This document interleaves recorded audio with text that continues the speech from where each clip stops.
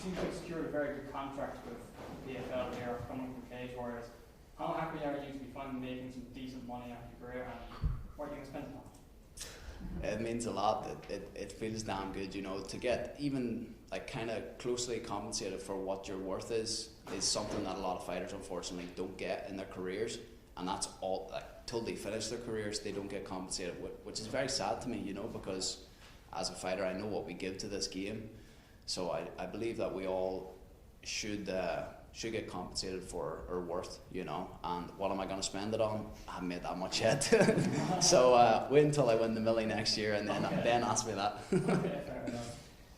So of course you're not taking your opponent lightly here going into this fight, but based on your research, watching him fight, what are some, if you can review as much as you can, what are some holes you've seen in this game that you might be able to take advantage of? To be honest, it's not that I don't really see much holes per se in Bobby's game, because he's a fantastic all-round fighter, to be honest. Very, very durable, knows how to keep himself safe, knows how to stay in there. He's been in there with the best guys, you know. But for me, from a technical aspect, I just believe I am much better than him in every aspect, and when I put it together is when I show my level even more so. I'm really going to style on him on Saturday night, and you're going to see a full rounded MMA game from me. Okay, fair enough. And last question. With no other PFL or Bellator events scheduled for Ireland this year, and you going into the PFL tournament next year and the year after, this could be your last time fighting in Ireland for a good while. So how do you plan to make the most of it in front of, you know, the Dublin Free Arena for the last time for a while? Yeah, look, I'm going to take it in as much as I possibly can. You know, I always try to do that anyway, but Saturday night's going to be special because, of course, it's my debut here, but as you mentioned, probably the last time I'm going to fight at home for years, so it's kind of bittersweet in that way, you know. So I'm going to absolutely relish it, and I hope to sing my heart out at the walkouts, and I hope everybody joins along with me. Right, thank you and good luck. Thank you. Paul, on that note, your walkout tune is the same as always? We'll see. I was going to ask a question about that song, Grace, but yeah, we'll wait and see what happens. Let's have a chat about the test you've had in your career today, the likes of James Hendon, Vucenic, Charrier. What have those fights done for you? They've built me into the fighter I am. You know, I've been fighting all the best guys in the regional scene, and I've beat them all. You know, and that's truly what I've been doing there. I've been fighting all of the best guys in what was a stacked division in Cage Warriors, and I beat them all. I put them all away. So what that does for me, I mean, that gives me years and years of experience of fighting the best. You know, having them training camps, having to fight through injuries, having to keep getting in there and performing, and that's what I done. And you know, that's maybe who I am today. Splitting your time between fighting County Ireland and Kilcliff, talk to me about how you've been sort of managing that, and you know, what are the contrasts, and how do those contrasts benefit you in your development? Yeah, so I'm kind of getting the best of both worlds, to be honest, right now, which is exactly what I need, because the most important thing is my development as a fighter, and that's the most important thing to myself and to my teams, both of them, you know, especially being obviously Fight Academy, whereas my home team, like Pat and Shando, have known me they've been in my corner for many, many years, and they want the best for me, so they're more than happy for me to go spend 3 to 5, 6 weeks away out in Kilcliff over with Henry and the boys. I'm sure they were in with you earlier at some point. You know, it's a blessing that I have that, you know, because a lot of kind of old school thinkers and old school gyms would be like, nah, you train here and that's it, you can't go train anywhere else, which is like, to me, just an insecure, like small-minded mindset that's limiting your fighter who you're supposed to care about's growth. So like, thankfully, I'm so blessed that my team do not think that way at all, and I'm able to go achieve my potential. And of course, my success is the gym's success as well. So I've really got the best of both worlds right now, and it's a great privilege and a great honour to be able to do it. Conor Corby floated the idea earlier this week, I don't know if you read it, now that you're in a new promotion, obviously there's new matchups available to you. One of those that Donald mentioned in an article was Peter Queally. Is that a fighter that you've looked at as a possibility that you might step into the cage with this guy soon? Well, I mean, the Peter Queally name got mentioned for my debut because I wanted a nice big fight for my debut, you know, but I think he was injured or whatever happened to him, so I would have loved that fight for Saturday night here.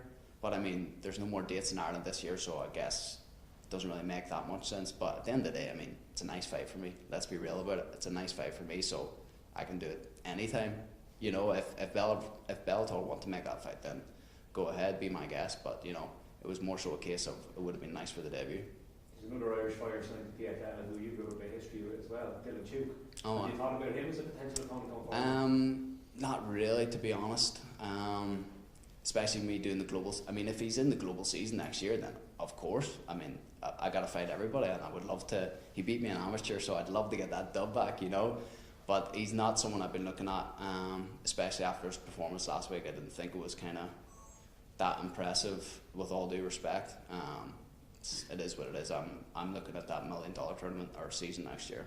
Yeah, names of the likes of Clay Collard and AJ McKee, Nurmagomedov, guys like that. Have you been eyeing up some of those guys? Of course, I've been studying them all. You know, I watch everybody. I don't leave any stones unturned, and you know, I'm going to be going in there prepared for the season next year.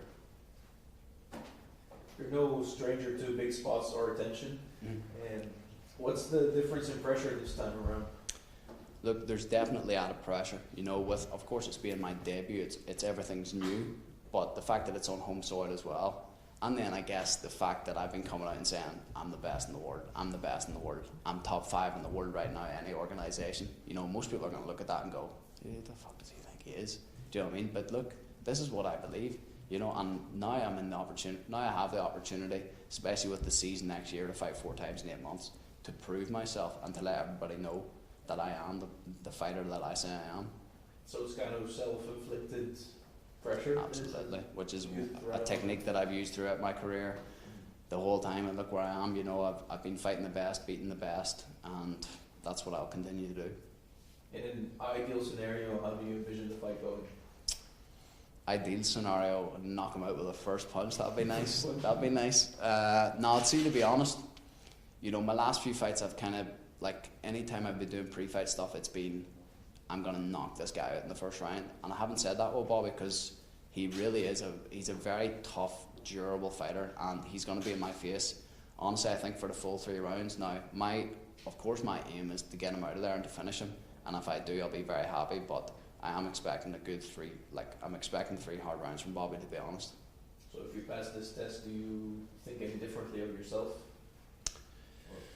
I think it's just another layer, you know, it's just another layer. There's nobody sets more pressure on me than me, you know, and that's what I've been doing throughout my career. And as I said, the things that I'm coming out and saying, that's me putting pressure on me, nobody else is saying that. So it'll just be another layer, and then I'll be going on to the next level after that. Great, good luck. Thanks. Appreciate it. Paul, there's a world title on the line on Saturday night, but to many people, you're in an event. How comfortable are you in that spotlight? You just mentioned pressure there, but is it something you kind of wear gladly?